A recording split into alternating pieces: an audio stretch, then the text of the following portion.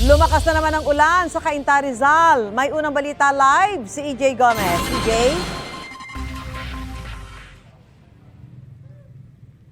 Susan, ako, bumuhos nga ulit no ang malakas na ulan at mas dumami ang mga stranded nating kapuso, mga riders at pasahero. Kita po ninyo sa aking likuran, itong dami ng riders no na pinipiling wag suungin yung baha dahil sabi nila mukhang hindi kakayanin ng kanilang mga motorsiklo. Tapos, eto po, latest na latest, ang ginagawa po ng mga truck na dumadaan dito dahil sila ay nakakadiretso dito sa kalsada, nagsasakay po sila ng mga pasahero. Ayan, katulad po niyan.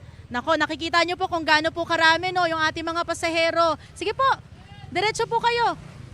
Ayan, maraming salamat po. Ingat po kayo ha.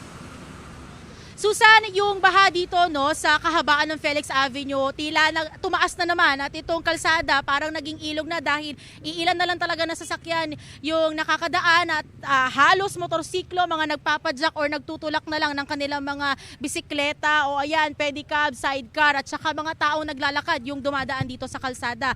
And speaking of stranded, meron tayong nakausap si Ate Lea no na worker sa isang IT company, yung kanyang pinagtatrabahuhan dun lang ilang metro mula dito sa ating kinatatayuan. Ate Lea, sige po, pakikwento naman po sa ating mga kapuso, saan po ba kayo galing? Tapos kanina pala nakasasakyan kayo. Bali galing ako Montalban. Ngayon, pagdating dito sa gate 1 ng Vista Verde, hinarang na ako ng traffic enforcer dahil hanggang bewang na daw ang baha doon.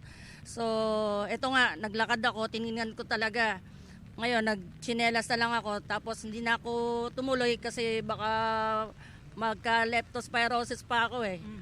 Ate, last question ko na po ito. Siyempre, nakita naman natin dyan sa unahan natin, no, talagang perwisyo, yung ganitong baha. Sa inyo po, bilang someone na nakatira pa sa Montalban, tapos ang inyong pinagtatabon, Cainta pa, gaano kalaking hirap po yung ganitong dinadanas tuwing tag-ulan at pagbaha? Ay, malaking perwisyo talaga kasi ang hirap ng biyahe, tapos pagdating dito, baha pa yung madadatnan ko. So, yun talaga. Sige po, katulad ng gusto nating sabihin no, sa ating karamihan, mga kapuso natin, no, ingat po, Ate Lea, dahil may breaking news sa kanyang trabaho, suspended na daw po ang kanyang pasok. Marami tayong nakausap din, Susano, na yung kanilang mga pasok nasuspende na, kaya sila mga pabalik na ng kanilang mga bahay. Yan po muna ang latest mula po rito sa Cainta, Rizal. EJ Gomez, para sa GMA Integrated News. Gusto mo bang mauna sa mga balita? Mag-subscribe na sa GMA Integrated News sa YouTube at tumutok sa unang balita.